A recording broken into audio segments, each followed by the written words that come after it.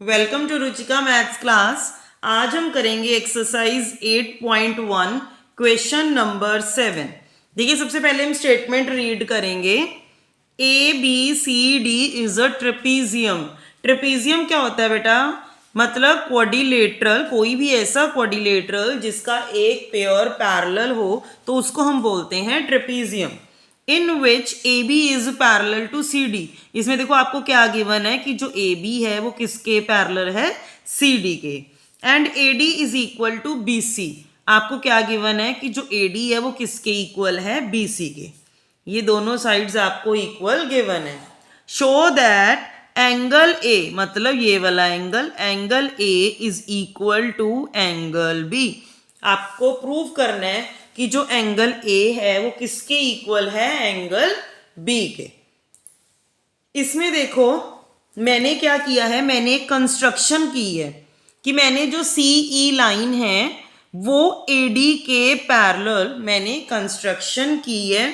तो सबसे पहले तो गिवन में आप लिख देना कि A B C D is a trapezium, A B is parallel to C D and A D is equal to B C. और टू प्रूव में आपने ये चारों पार्ट्स लिखने हैं। मैं क्वेश्चन जो है वो कंस्ट्रक्शन से स्टार्ट कर रही हूं। तो कंस्ट्रक्शन में हम क्या लिखेंगे?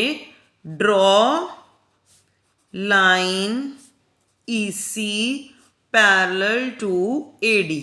मैंने क्या कर दिया, मैंने ये लाइन इसके पैरेलल जो है वो ड्रॉ कर दी है। तो देखिए सबसे पहले मैं क्या करूंगी, देखो ये लाइन इसके पैरेलल है और अगर ए बी डी सी के पैरेलल है तो ए ई भी डी सी के पैरेलल हो जाएगा। अगर ये दोनों पेयर्स पैरेलल हो गए तो हम इसको क्या बना देंगे? एक पैरेललोग्राम। मतलब ए डी सी ई को हम क्या बना देंगे? एक पैरेललोग्राम। तो देखिए हम लिखेंगे कैसे अब इसको। जो ए ई है वो सी डी के पैरेलल होगा, A E C D. Why? Because A B is parallel to D C. ठीक है, और A D is parallel to E C आपने क्या की है? कंस्ट्रक्शन।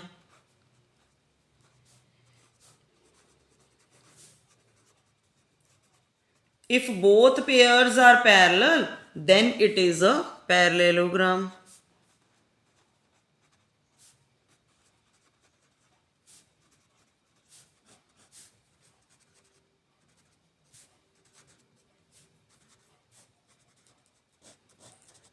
तो हमारा ये क्या बन गया? A D C E is a parallelogram.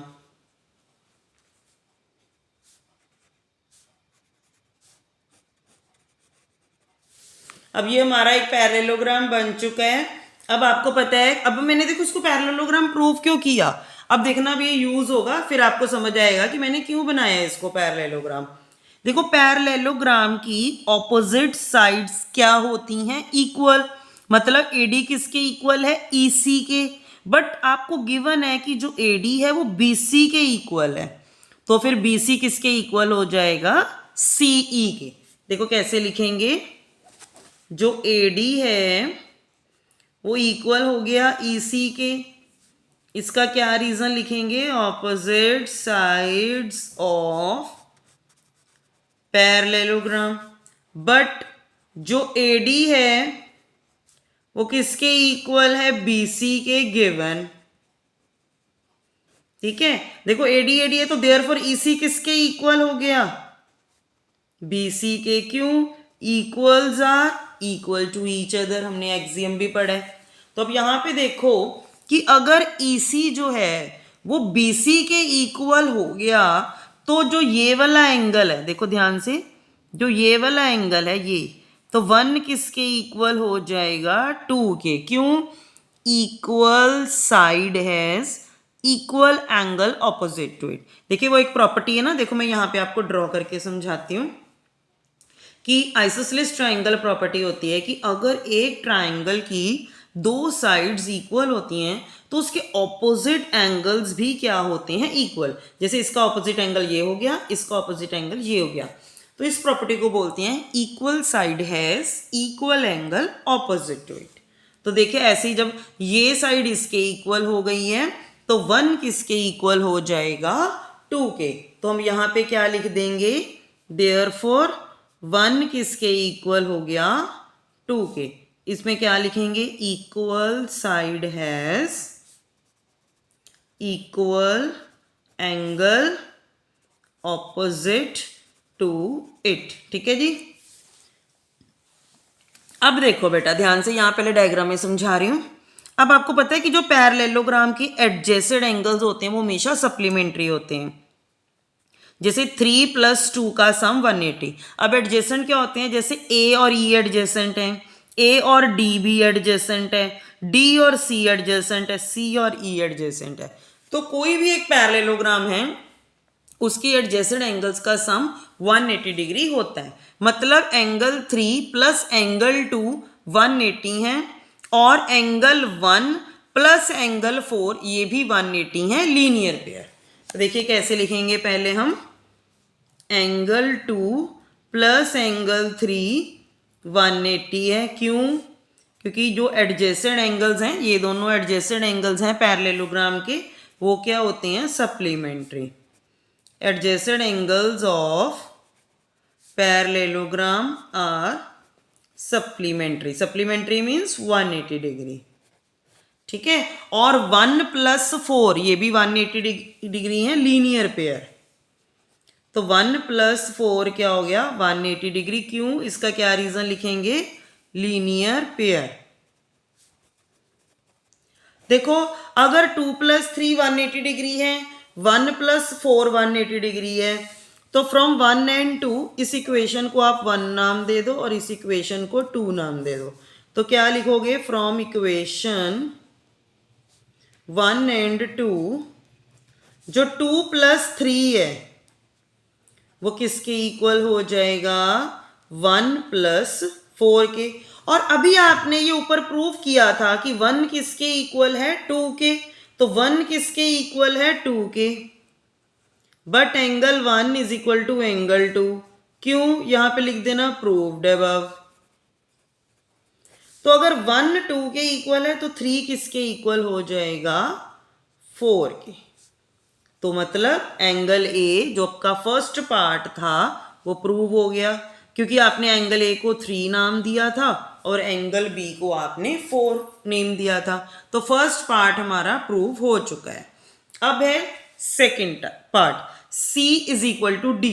मतलब ये वाला एंगल आपने इसके इक्वल प्रूव करना है। ठीक है।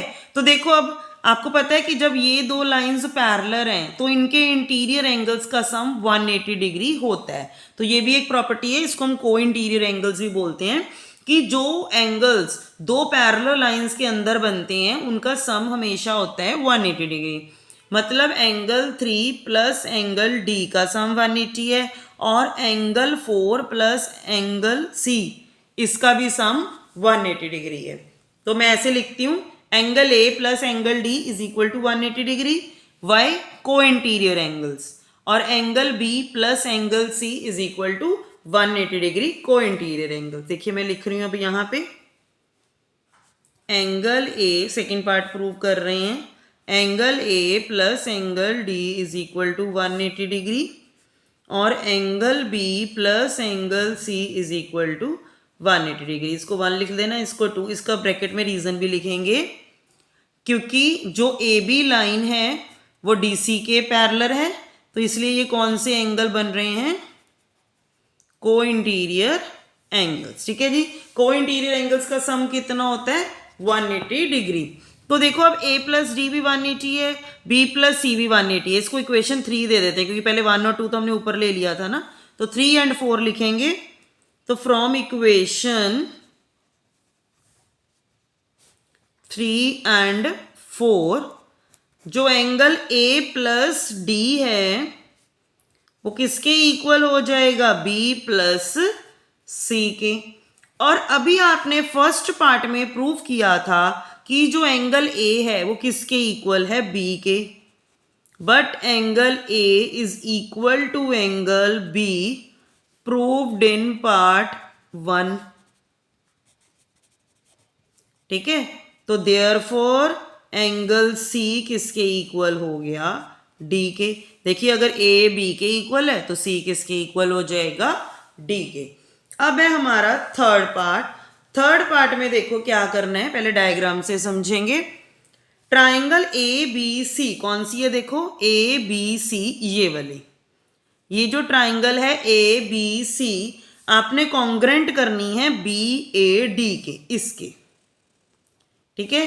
तो आपने कौन सी लेनी है ट्राइंगल, एक तो ये वाली और एक ये वाली। देखो ये तो बहुत सिंपल से दिख ही रहा है हमें कि ए बी कॉमन है, A D is equal to B C है गिवन, और एंगल ए, देखो इस ट्राइंगल में एंगल ए आ रहा है और इस ट्राइंगल में एंगल बी आ रहा है। तो एंगल ए किसके इक्वल है, बी के।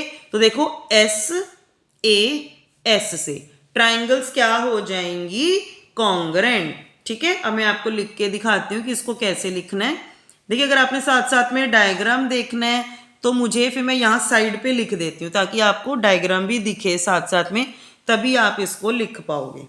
तो देखिए हम यहाँ पे ऐसे करते हैं, एक लाइन लगा लेते हैं आपको समझाने के लिए, मैं यहाँ पे लिख रही हूँ। तो देखिए क्या लेंगे, इन ट्राइंगल ए बी सी, थोड़ी स्पेस कम है यहाँ पे, and triangle B A D, ठीक है। तो पहले क्या लिखेंगे, A D is equal to B C given, A D is equal to B C bracket में क्या लिख देंगे, गिवन, ठीक है। और angle A is equal to किसके लिखेंगे, बी के। क्यों, क्योंकि आपने ये प्रूव्ड इन पार्ट 1 में किया था, तो ब्रैकेट में लिख देना प्रूव्ड इन पार्ट 1। और थर्ड पार्ट क्या है जी, कॉमन। देखिए A B is equal to A B क्या है, कॉमन, ठीक है। इसका रीजन लिख देना कॉमन। तो बाय एस ए एस से, बाय क्या लिखेंगे, एस ए एस से ट्राइंगल्स क्या हो जाएंगी, कॉन्ग्रेंट। तो अगर आपकी ट्राइंगल्स कॉन्ग्रेंट हो गई तो सीपीसीटी से जो डायगोनल एसी है वो बीडी के इक्वल हो जाएगा। तो फोर्थ पार्ट में लिख दोगे बाय सीपीसीटी से, क्या हो गया, बाय सीपीसीटी से जो डायगोनल एसी है वो किसके इक्वल हो जाएगा, डायगोनल बीडी। बेटा अगर मैं ये नेक्स्ट पेज पे करती ना तो आपको समझ नहीं आना था, इसीलिए मैंने साइड पे कर दिया, क्योंकि जब तक डायग्राम सामने ना हो तो हमें समझ नहीं आता। तो ये वाला क्वेश्चन वैसे भी बहुत इंपॉर्टेंट है from examination point of view, तो इसलिए आपको इसको अच्छे ढंग से कर लेना है। तो यहाँ पे हमारा ये क्वेश्चन कंप्लीट होता है। नेक्स्ट वीडियो में हम अपने नेक्स्ट क्वेश्चन करेंगे। Thanks for watching this video.